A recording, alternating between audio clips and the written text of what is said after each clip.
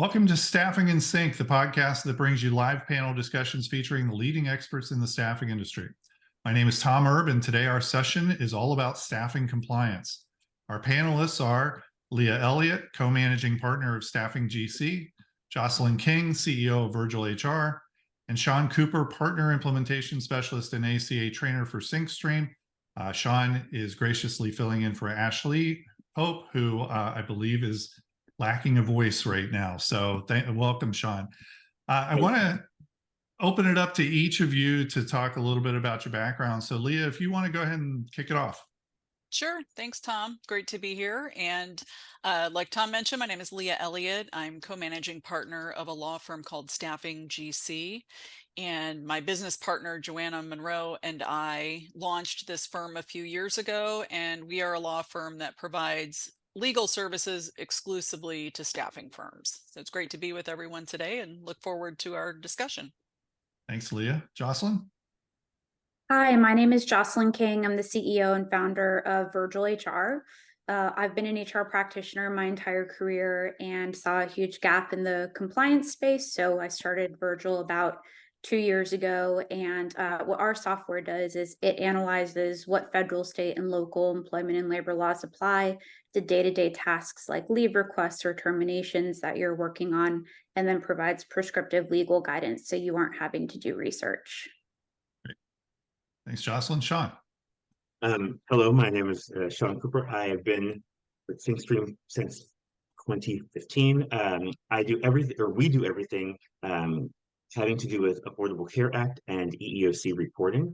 I have helped many thousands of EINs across the nation assist with their compliance with ACA, and so here to assist with the staffing. So we have a large group of staffing firms that are with SyncStream, and I have implemented all of them and also train on that specialty. So thank you. Thanks, Sean. Thank you all again for joining us. Compliance, so we could actually be on here for 2 weeks, not 1 hour, and talk about, not get to all the stuff around compliance. So why don't we start with that and just, we all agree that compliance is an exceptionally broad term and has lots of layers of applicability, but what are some of the broad buckets that organizational compliance in general fall within? Leah, I'll start with you. Sure. I mean, I would say, everything that a staffing firm touches can really fall into that bucket. And, broadly, I try to divide it in my mind, by the corporate business units, right? So you have HR and they have a set, usually it's, EEOC, harassment, discrimination training, investigations, FMLA, you've got those big HR buckets. You have accounting where you have, taxes, payroll taxes, the issuance of timely payroll, accurate payroll, compliant wage stubs, those types of things. And then just building it out by each business unit. So it could be operations, HR, legal, all those areas really encompass. And when we do risk matrix reviews for clients, we have a list of about 30 categories of risks that we fall under the big bucket, but under the big umbrella, but divide it, in my mind, it's usually simplest by the internal corporate business units. But yeah, it encompasses a lot for sure. It really comes down to compliance is risk, right? It's sure. or Yep. Trying to minimize risk. So absolutely. Yep, Jocelyn or Sean? Yeah. If I were thinking about compliance specifically for HR, I'd consider the full life cycle of the employee. And actually even before their employee, during the recruitment process itself. But you have compliance sitting under talent acquisition, under the onboarding, compensation, benefits, how we handle disciplinary action, accommodations, leave types, and then of course even compliance around termination itself, whether it's just a discrimination aspect that we want to think about, but even the administrative stuff, like when final wages have to be paid out. So like Ashley said, a very, very broad range, but when you take a look at every piece of the employee's life cycle, you're going to see that compliance touches it. Yeah. I mean, what everyone else has said, one thing is especially like having to deal with the Affordable Care Act, is the standardization of just terminology and things of that nature. That would be, I would put in a separate bucket just to stay compliant and be on the same level as everyone else. Yeah, absolutely. I want to forgot to kick off with this. For those of you that are on the podcast, we have our Q&A area. Please feel free to ask questions. We'll be monitoring that throughout. We want this to be as much value to you as possible. So if you have some questions for the group, then we'll be monitoring that throughout, and we'll ask the team for their feedback on those questions. So feel free to put those in there. Just a general question for the whole group to talk about. What are the biggest compliance trends that you're seeing impact the staffing industry right now? And there's a lot to talk about there, right? But what are you all seeing as far as the biggest trends out there currently? At least for myself, what I'm seeing is a push from MET offerings, where their health benefits are only offered and it's meets minimal essential coverage, moving to a full, covered minimal value and minimal essential coverage plan that they're offering to all of their employees. So that's a large shift, as well as changing the method in which they measure their employees for full-time equivalency. So I'm seeing that they're moving from a monthly measurement over to a year or annual measurement, just because it gives more time for the average to lower beneath the full-time equivalency, and then also it stabilizes, them. It's less work in the long run. A little bit more work setup, but less work in the long run. Now, when you say less work, you mean for the staffing firm or for the? For the staffing firm itself, to go ahead and offer coverage and do all the necessary documentation for either waiving or accepting that coverage. Okay, great. And for my seat, I would say, 80% of my days of late have really been spent around this patchwork of state regulation that we're seeing really targeting the staffing industry, right? It started with healthcare staffing, really being targeted in a lot of states coming out of COVID, and it's really rolled into this much broader activist type regulations that we're seeing around licensing, reporting, client obligations, contract updates, those types of things, becoming very complicated landscape for staffing firms in multiple states right now. Well, and of course, one of the biggest things we've been seeing is what's going on in New Jersey and in Illinois around wage, comparable wages. Equal pay, equal benefits. Yep. Yes. Said better than I said. Yes. Very, very, very challenging. Very frustrating for people who want to know what to do, because there's still so many unknowns. Particularly Illinois had some updates recently, kicked out a couple deadlines. That's a little bit helpful, but still, sitting in that gray space is never super comfortable, because you don't want to really be the test case. So obviously for the companies that are doing business in New Jersey and Illinois, they're paying very close attention to this, but a lot of people in other states, they may not even know what we're talking about. Leah, could you give us a little bit more background on that? So in general, New Jersey passed what they called the Temporary Bill of Rights Act, Temporary Worker Bill of Rights Act first. It was challenged. It was taken to court, requested, a stay. That was denied. And almost immediately after that, there was a bill pending in Illinois. And once that law in New Jersey passed, Illinois' governor signed Illinois', because I think they probably figured we're not going to have to deal with too much of a legal headache. Looks like this might, clear kind of that first layer of review.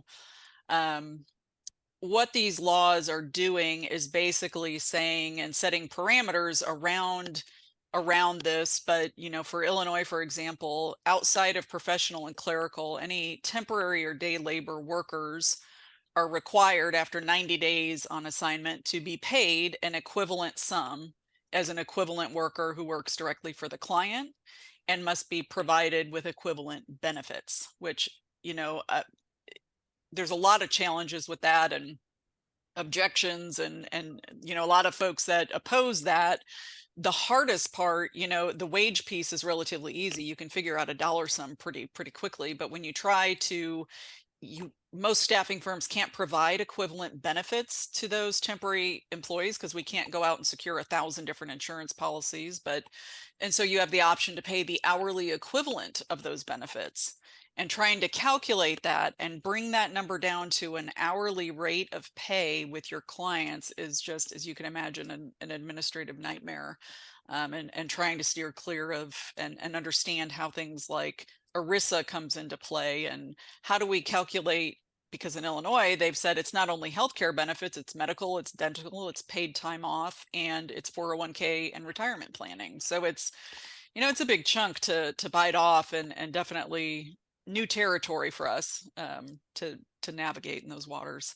Yeah, definitely. And it's one of those that I'm sure many other states are waiting to see how For it all sure. plays out before introducing similar types of legislation. So Yes, there's been chatter in some other states, and there's definitely more to come. Definitely yeah, worth keeping an eye on, even if you're not in those states.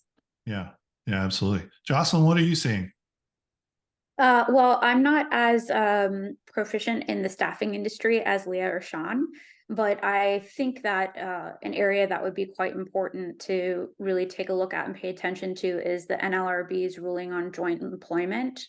Prior to this ruling, it was employers basically had to show actual exercise of direct and immediate control to establish joint employment.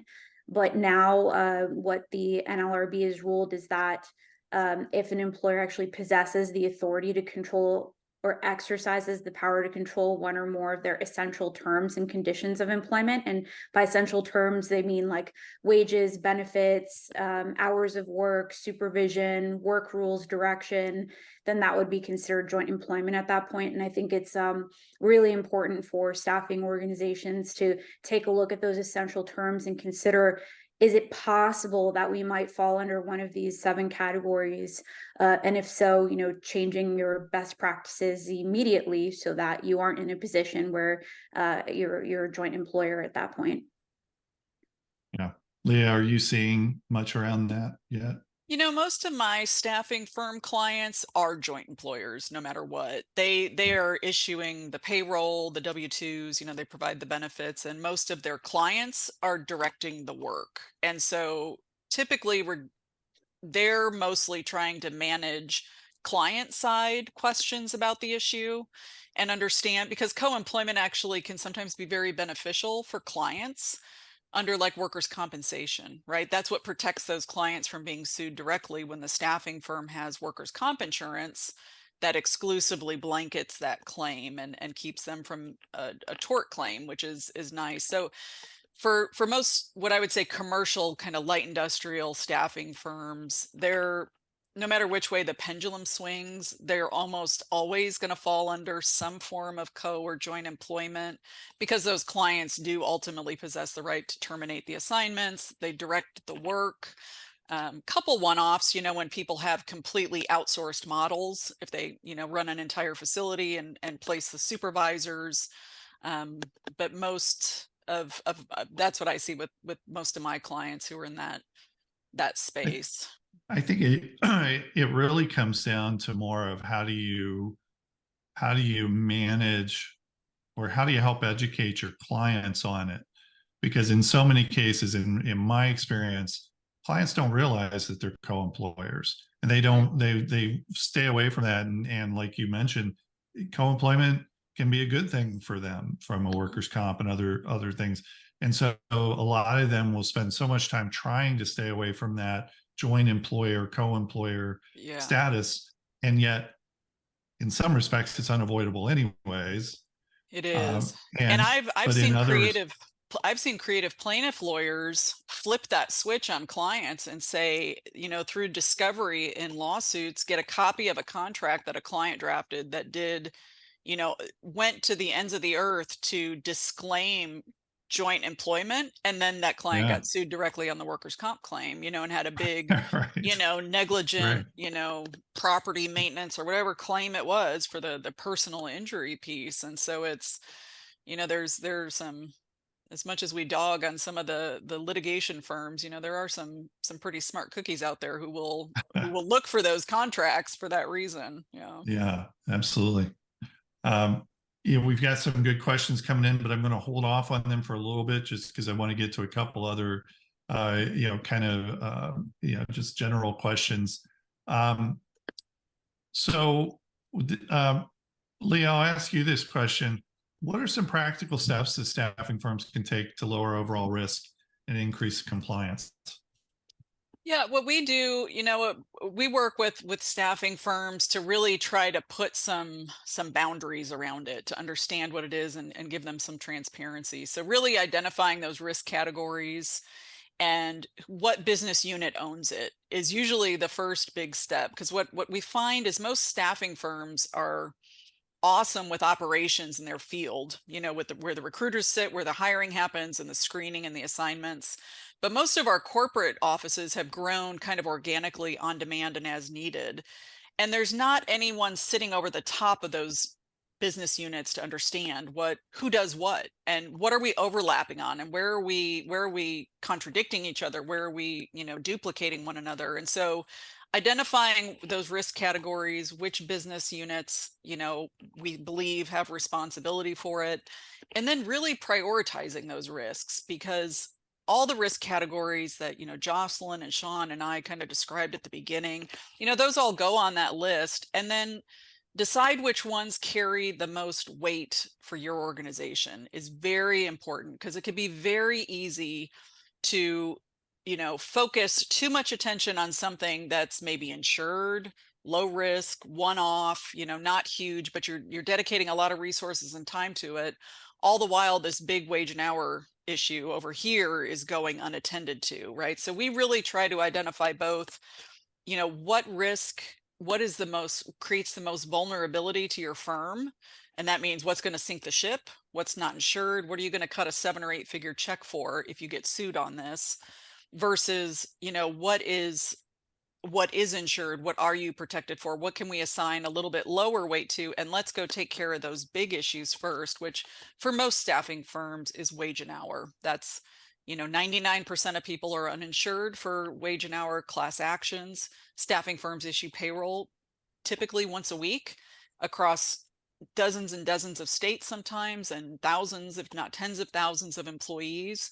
So an error on a pay stub is duplicated a lot on a weekly basis. And when that just continues to roll forward, it snowballs, right? So, identifying if and where there is what's the highest risk to the staffing firm, and let's look at some of that stuff and see if everything looks good and is compliant. And it's, the third thing I think a staffing firm can or should have in place is an arbitration agreement.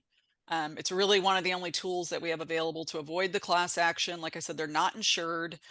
They're very high risk. And, there's been some really favorable court decisions lately that have come out. So helping to insulate against that high vulnerability, high impact risk, and then putting in some tools to help you defend those if and when you're faced with a situation like that, for us, is really kind of the 3 big steps. Gather your data, prioritize your risk based on your culture and your risk tolerances, make informed decisions based on that, and then have arbitration agreements in place. For years, I taught the risk session for the SHRM certification class.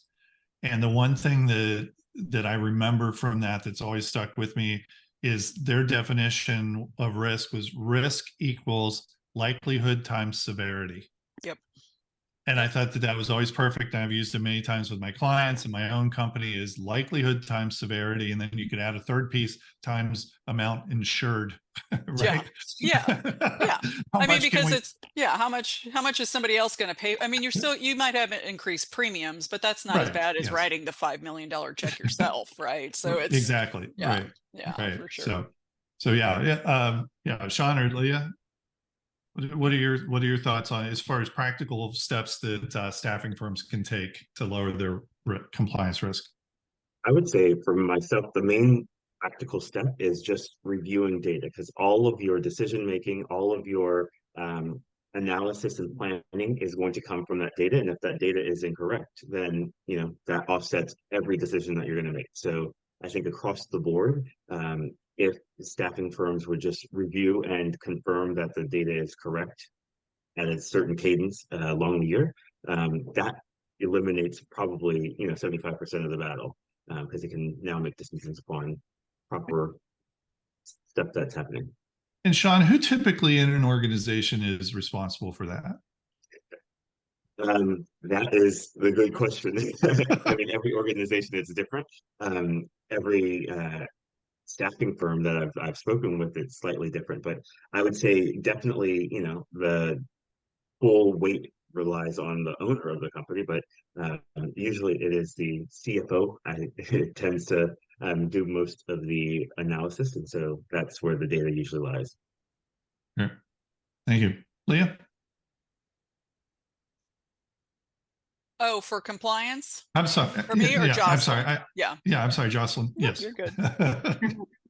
Yeah, I mean, I'm a huge proponent of audits, doing self-audit, or even better, if you have the budget, working with an attorney and doing an audit, is a really great way of ensuring you're remaining compliant. And I think especially bringing a third party in, like an attorney or an HR consultant, really helps you fill the gaps in areas that you wouldn't have even thought of before. And that's really where things could go awry anyway. So audits is a really great way of maintaining compliance, and doing that once a year, I think, is incredibly helpful. Right now, with kind of the beginning of the year coming up, it's perfect time to do it.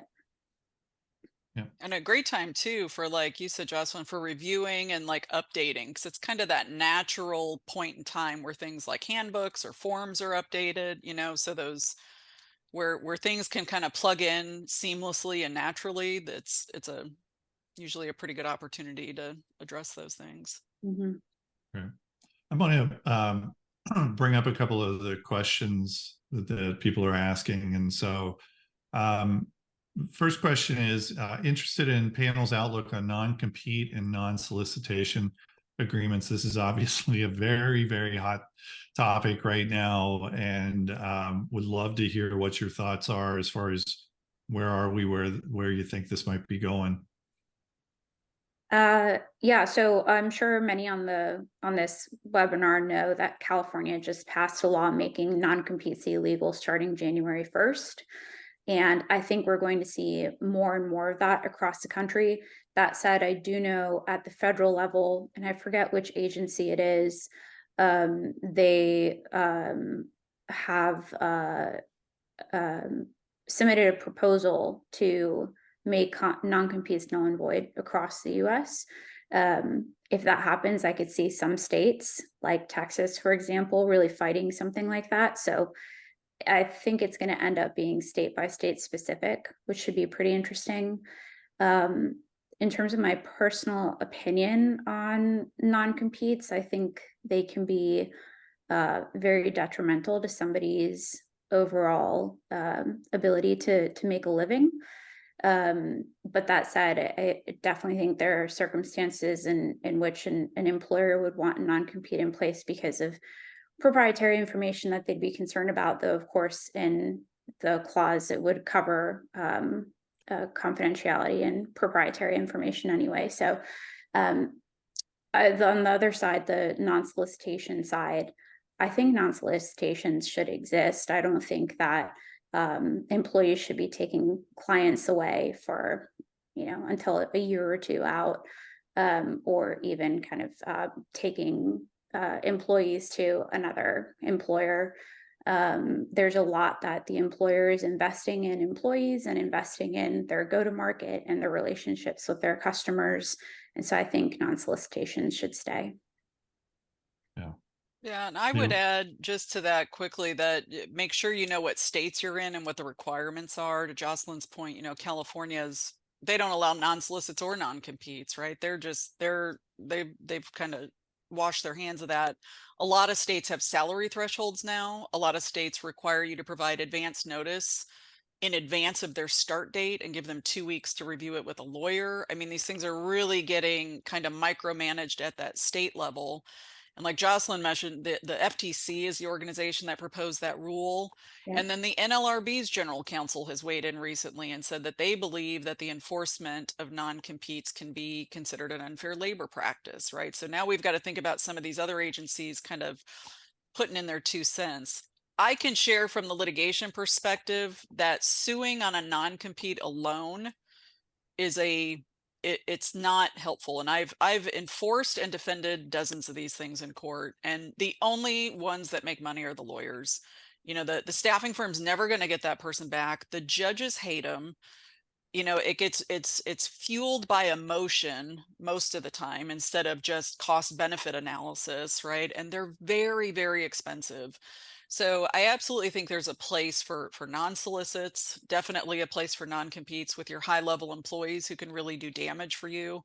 But I think we're seeing a lot of our clients actually move towards only having non-solicits and confidentiality agreements, because they believe those are more likely to be upheld. And they feel like when they have the non-compete provision in, they're facing an uphill battle and really struggling to enforce those. And in a tight labor market, a lot of employers are simply willing to hire over them and roll the dice that you might try to sue, and they don't think it's enforceable. So it's a mixed bag. In some states, it could have, the impact of discouraging employees just by its existence, but you want to be very cognizant of the state requirements, because like Colorado, for example, has criminalized it. If you put in your employment agreements a non-solicit or a non-compete when you shouldn't have, it's a criminal misdemeanor now. So it's really important to know where your employees are. To the point about whether if they're remote or not, make sure you know where your remote employees are working. You don't want to give somebody, if they move to Colorado and you don't know it, you might be facing a problem, or California. So definitely worth strategically thinking about how your company wants to approach non-competes and non-solicits in this kind of hostile environment we're in. Yeah, I think that you're seeing the direction it's going in. It's heading in the direction of the non-competes, probably not being around. Who knows what the timeline is, but I agree with what you said previously. To me, it's all non-solicitation. Don't go out and blatantly steal my clients. Don't go out and decimate my office by taking everybody in there and starting basically a replica of what I was funding as the employer, and I had helped, or I built. And we have seen that happen over the years. I've seen it happen where somebody has not had a non-solicitation, is basically taken an entire department or office and just completely wiped out operations.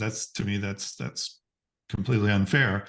But I also think that it's not necessarily fair for somebody who doesn't have a lot of highly sensitive strategic information to not be able to go and make a living in an area that they have the most market value in. Right. And maybe that's just the recruiter in me talking, but that's I think that tends to be the sentiment that we're seeing, and we're heading in that direction anyways. Just kind of like we're heading in the direction of not being able to ask about pay, right? Yep. Yeah, and so Jocelyn or Leah, if you want to talk about that real quick, as far as pay, I haven't heard of any new states that have really come out with that, but any comments on that as far as asking for pay?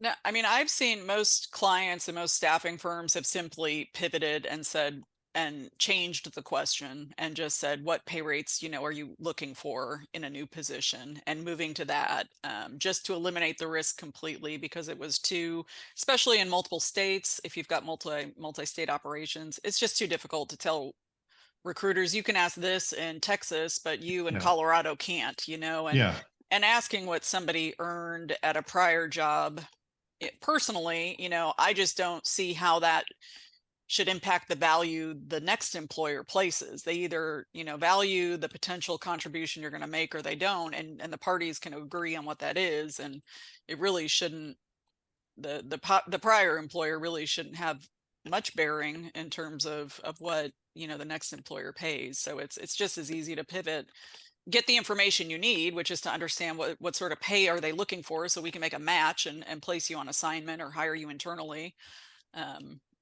And you know, avoid the pay equity issues. The theory being that, you know, when employers ask for that prior information, women and minorities have historically been being paid less, and then that just carries forward, right? It just keeps going because the employer feels like, well, maybe I can get a deal, you know, and offers them just a little bit more, but not as much as they might have offered had they not known that information. So it's, and it actually widens over time because it keeps being smaller incremental on smaller numbers. So correct.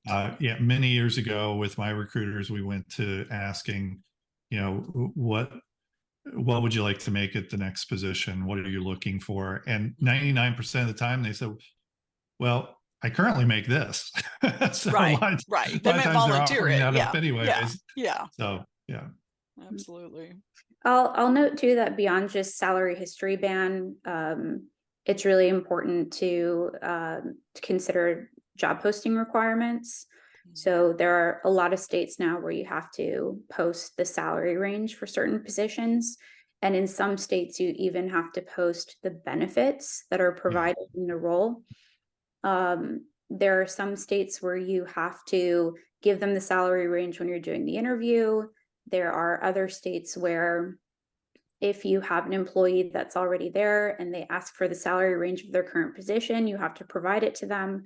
So there's a lot of pay equity laws state by state that you need to consider as well to remain compliant.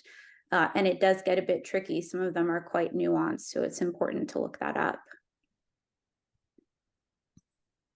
In my opinion, I feel that it is critical that these actions happen. Just it puts the onus on the firm or on the business just to become a healthy business. I think if everyone is equal across the board and, you know, they're out there to compete, that, you know, no one should be turned from one job. And like you stated, in an industry where, you know, that's where they make their living, they're going to probably go to that same type of position.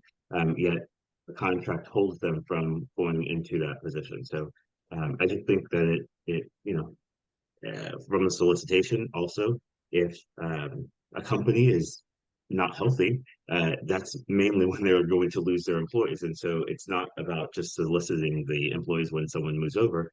They may be probably losing them, you know, in the future anyways, because of the health of the company. So I think it just benefits the company to, you know their business and take advantage of their resources and make sure that the health of their company, especially for that employee engagement, is there. And if they put their efforts into that, I think they will be successful. Absolutely. Well, especially as we continue to face talent shortages, and we'll continue to face those for the rest of our careers. So I agree with you. There is a follow-up question here. Somebody asks, where would you look up pay equity laws? Yeah, go ahead, Jocelyn. Yeah, I mean, you can go on Google if you have access to certain platforms, like legal platforms. You can do that too. Selfishly, I'll say that our software provides all of that information to you as well. So any type of salary history ban or pay equity information you need can be very easily pulled in charts on our software. So that's another option too, looking out for companies like that provide that type of solution. Organizations like SHRM, I think, will have, 50 state surveys. If your members there, ASA, publishes that kind of information quite frequently. I mean, those are the types of sources. And like Jocelyn said, if you have access to Westlaw, Lexis, Practical Law, if you're members of kind of the big law firm subscription services that have, the employment compliance programs, those types of things, that's where we typically check. And then if you need to, if you have questions, you can dig into the state, statutes specifically and go to their specific department that has oversight, where you'll find FAQs and some of that kind of stuff. But the last thing you want to do is pull up 50 separate states individually, and, helping to find someone who consolidates that can be really helpful. Just whatever you do, this is not an activity for Chat GPT. Oh my No, gosh, it no, is please, not. no. Do It not is not current. ask about laws and, if you want truly factual stuff, do not put it in the chat GPT. So we'll talk about AI here in a second too. So I'll go back to the very first question that was asked, and it kind of is a good segue from what Jocelyn said. Any advice on platforms or software for handling employment agreements?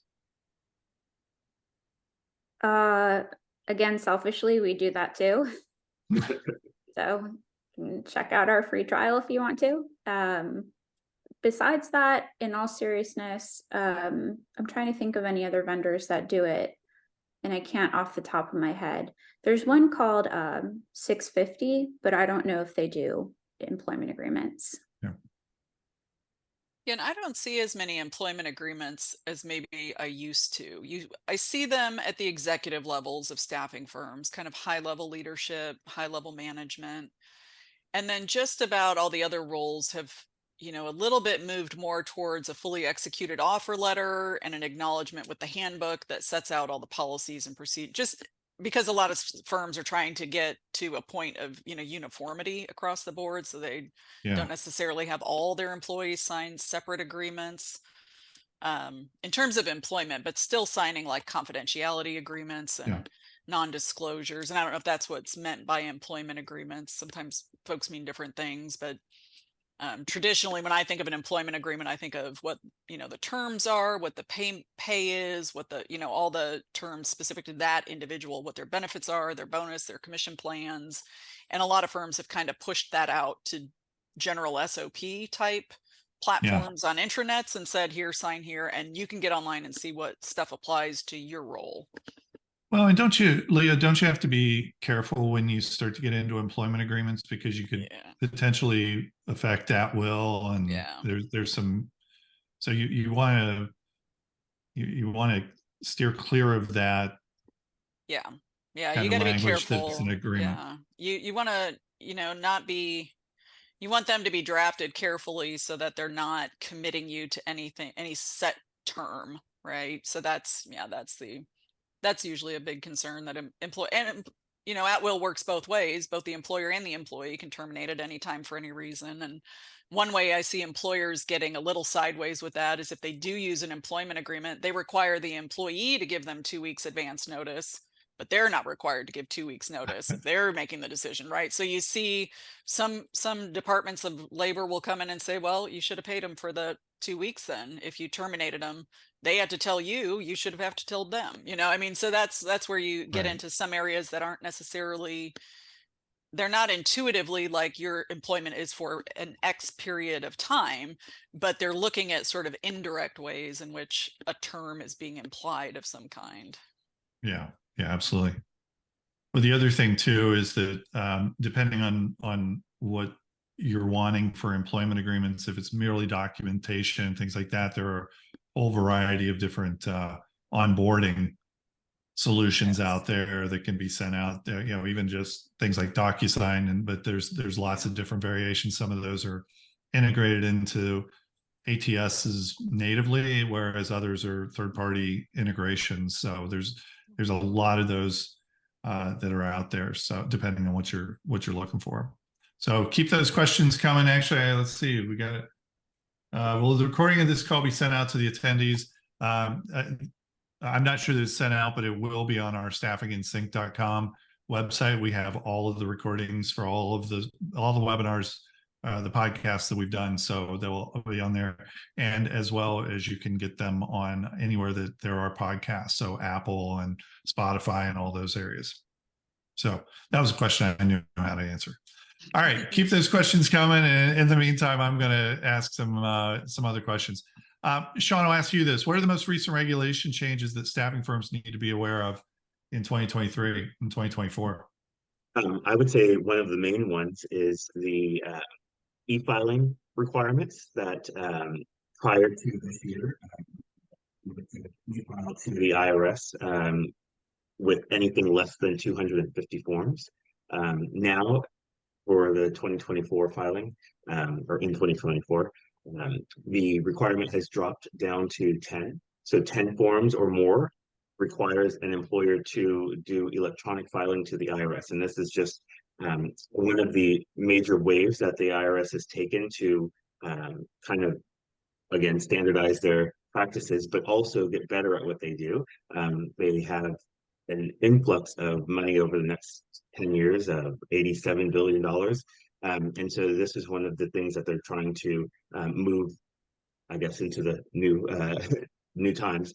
But instead of looking at paperwork and doing that, it'll allow them to scroll through these forms and returns. That's across the board from ACA to W-2s, everything, and allows them to hopefully get back on track out of their kind of like debt hole of paperwork that they're in. So that's one of the major things. I think another would just be the changes of script or any type of form that is there, like making sure that you are updated on that and keeping posted in that category.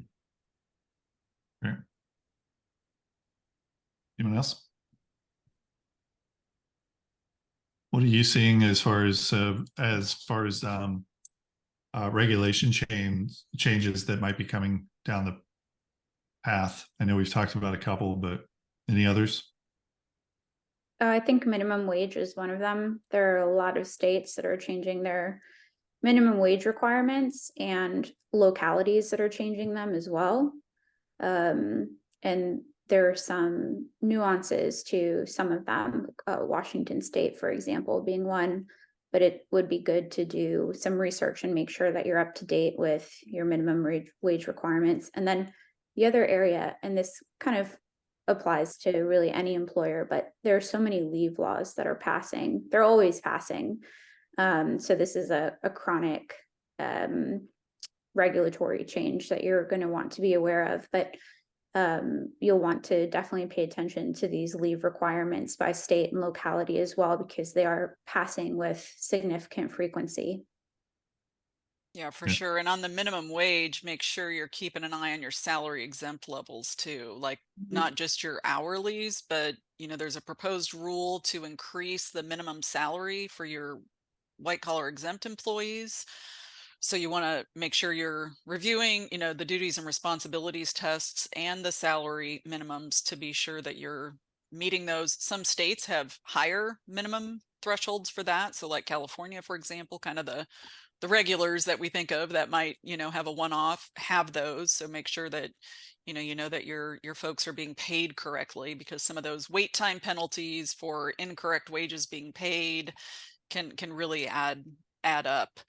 The paid safe sick leave stuff is completely in high gear. I mean, that was like a little fire that gasoline just exploded out. I mean, that is a popular one.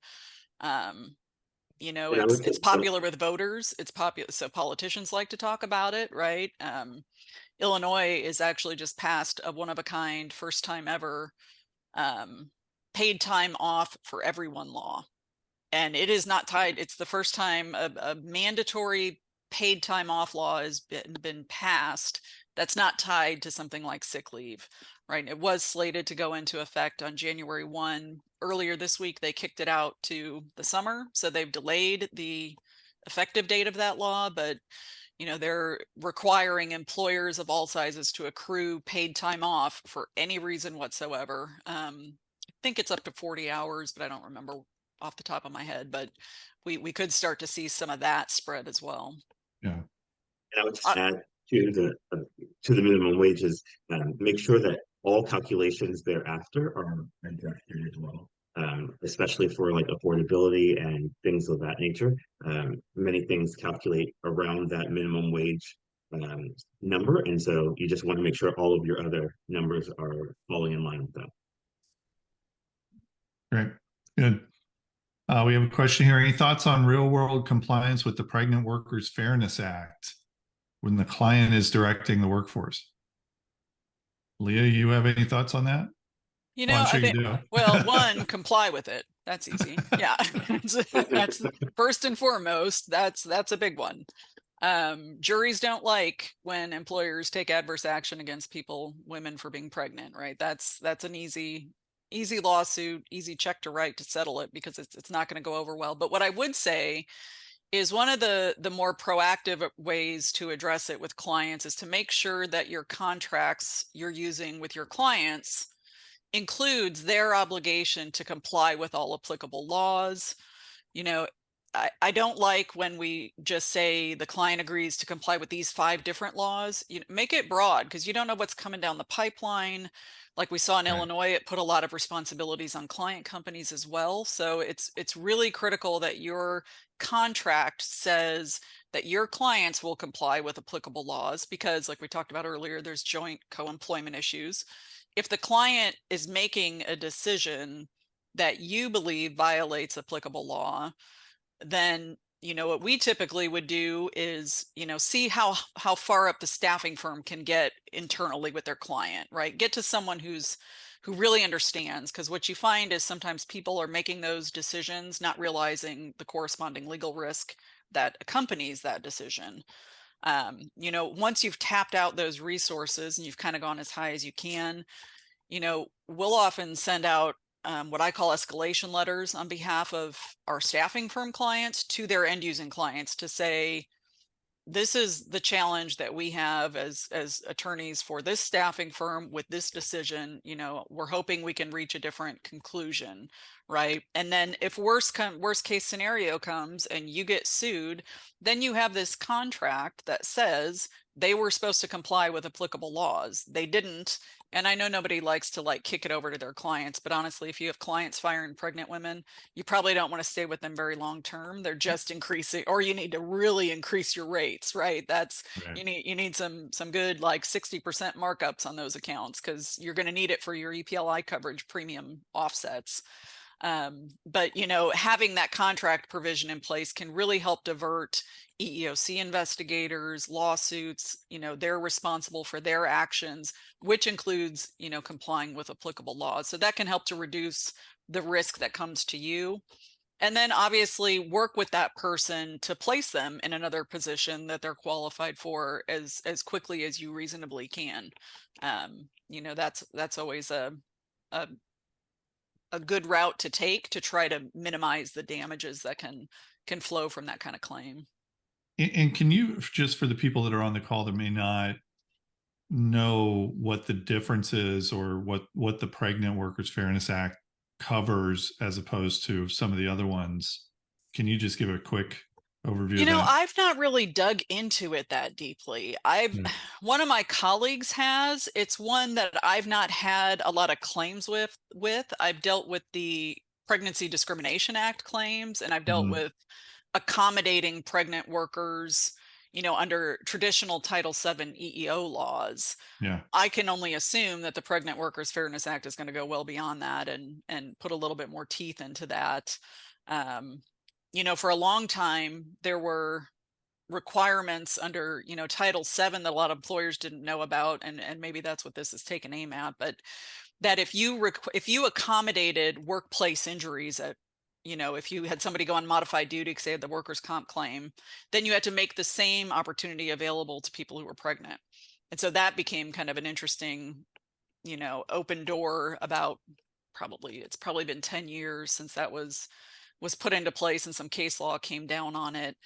But it's challenging because it's hard for employer, it's especially in industrial environments, light industrial even, employers feel like their employees who are expecting aren't in a safe environment, and it can be hard to step back and say, I need to let that person make that decision, right? And they need to tell me if they need an accommodation, or if they're requesting break time, and you have to allow them extra time to use the restroom, to express milk, to tend to those types of situations. And unfortunately, historically, there were a lot of companies out there that client, not staffing for, it wasn't the staffing firm's decision, but a lot of companies, when somebody would become pregnant, they would just fire them and say it's not safe for you. And so that's why we see this this barrage of laws coming back at us, because there's been some unscrupulous players in the space. And usually when the EEOC starts to see a disparate protected category being impacted by these types of decisions, we start to see these types of laws come out. Yeah. I can speak a little bit more to it as well, because there's one really big change that was made from the Pregnant Workers Fairness Act. Obviously, employers now have to accommodate pregnancy-related medical conditions, from pregnancy to childbirth to postpartum recovery.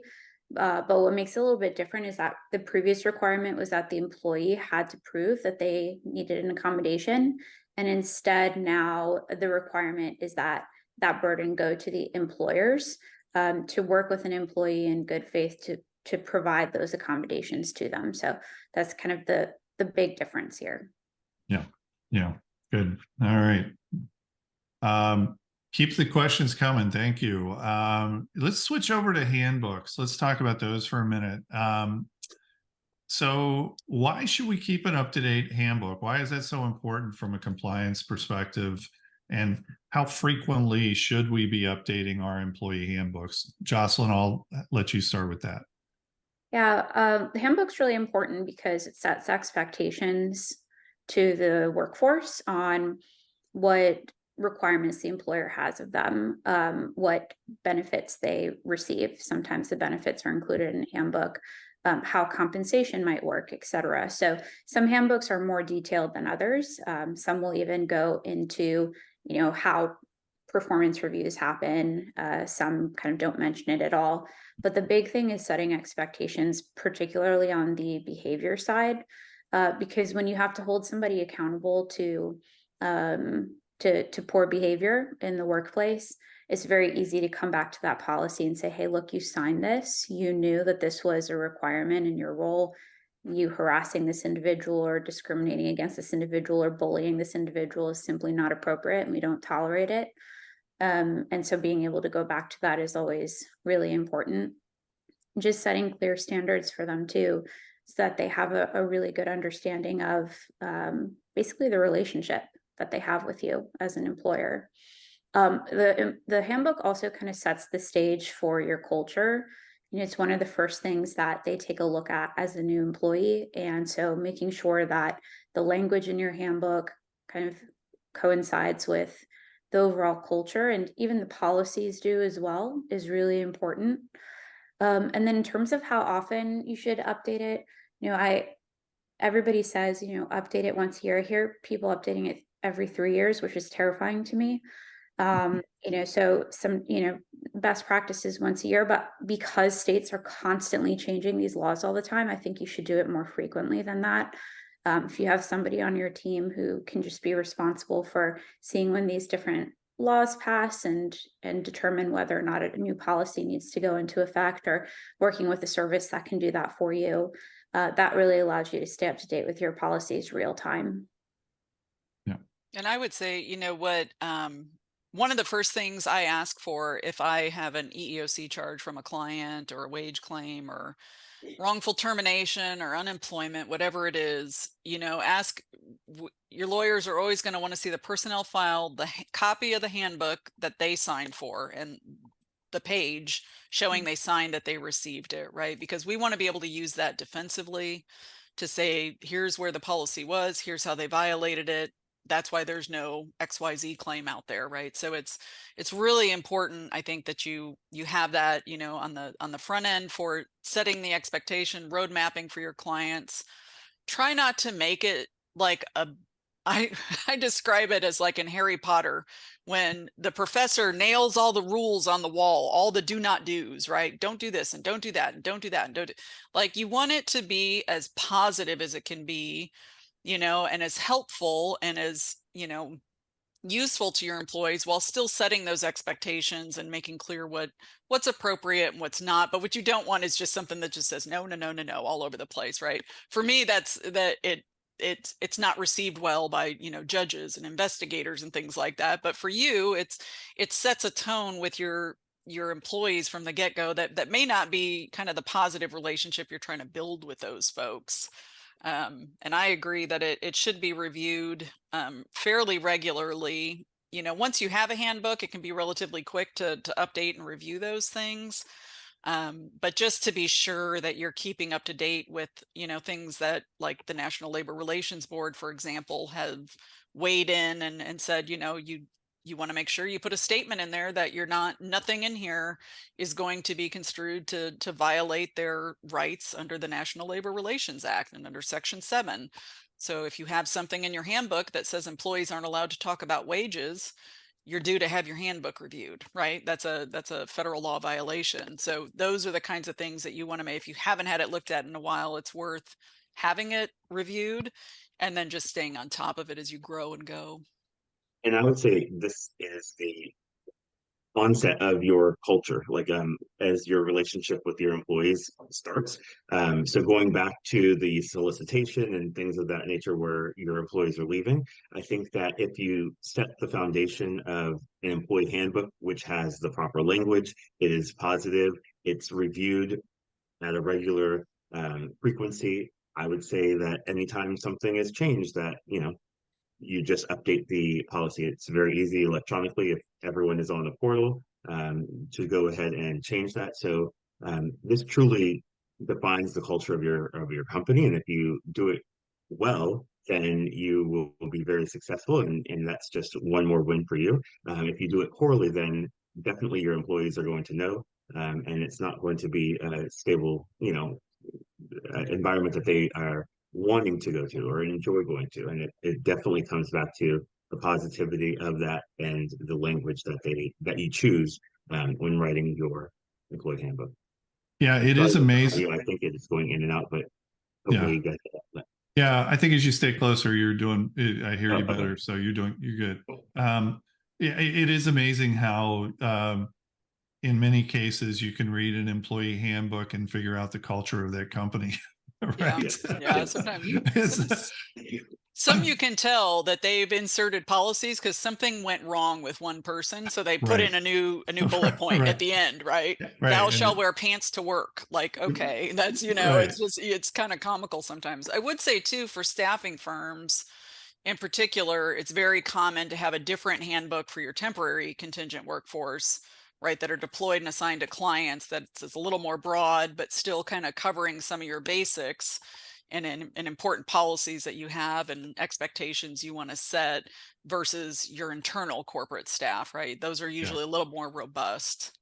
Yeah, absolutely. We've got like 2 minutes left. I want to real quick get to a couple of questions in here. Sean, I'm going to ask you this.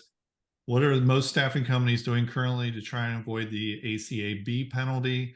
And what's the best way to offer stronger benefits for internal employees, but not offer due to affordability those to the temporary employees? So Sean, I'll start with you, at least on that first part. That was it. Yes. What I would say is definitely making sure that you are offering a robust plan or a full plan. That is definitely something that is beneficial. To avoid it is making sure that you do have a dedicated team of specialists or ACA. It is very complicated from the measurements to the coding. I call it alphabet soup for the 1095 forms and 1094 forms.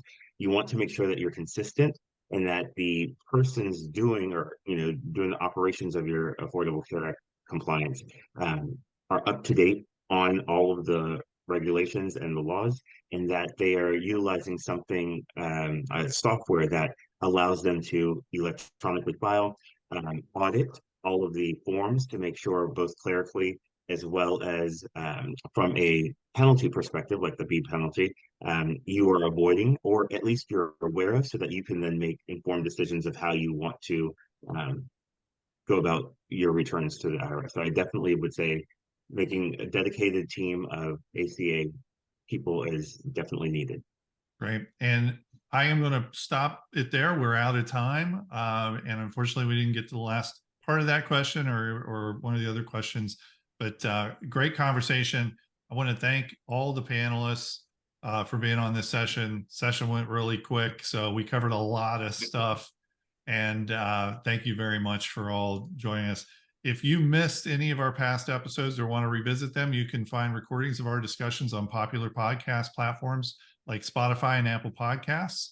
You can sign up for the next Staffing in Sync as well as access a video library of our past sessions on our website, staffinginsync.com. Staffing in Sync is produced and sponsored by SyncStream Solutions, the top provider of Affordable Care Act compliance for the staffing industry, and Essential Staff Care, the largest provider of health insurance and benefits for the staffing industry. Thank you again for your support, and we look forward to having you join us again on the next Staffing in Sync. Thank you all. Have a great day. Thanks, everyone. Bye-bye. Thank you. Bye. Thank you. Bye-bye.